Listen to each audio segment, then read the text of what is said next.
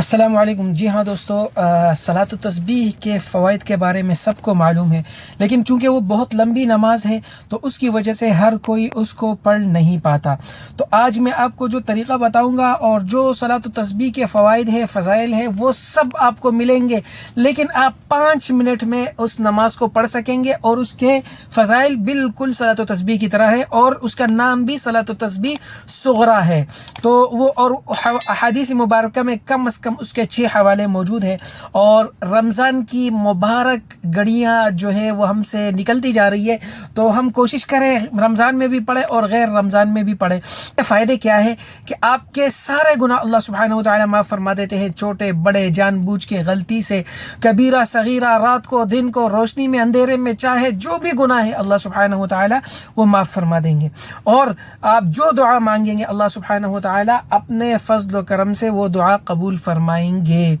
تو ہم سب کو چاہیے کہ ہم اس نماز کو کم از کم ایک روزانہ پڑھا کریں. 5 منٹ میں آپ پڑھ سکتے ہیں اور بہت ہی آسان ہے، اور فائدے اس کے بہت بڑے بڑے ہیں. تو اس کو پڑھنا کیسے ہے کہ آپ جو بھی نفل نماز پڑھ رہے ہیں، چاہے تہجد پڑھ لیں. آج کل ماشاءاللہ بہت سارے لوگ جو ہے اللہ سبحانہ و تعالیٰ ان کو توفیق عطا فرماتے ہیں، سحری کے لیے اٹھتے ہیں تو 2 رکعت تہجد بھی پڑھ لیتے ہیں.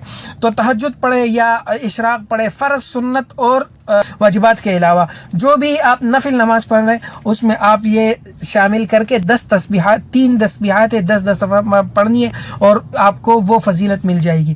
تو کیسے پڑھنی ہے؟ 3 تسبیحات کون سی پڑھنی ہے؟ سلام سے پہلے آپ نے پڑھنی ہے 10 مرتبہ سبحان اللہ اور اس کی معنی پہ بھی غور کرنا ہے. 10 مرتبہ پڑھنا ہے الحمدللہ اور اس کے ترجمے پہ غور کرنا ہے. اور 10 مرتبہ پڑھنا ہے اللہ اکبر.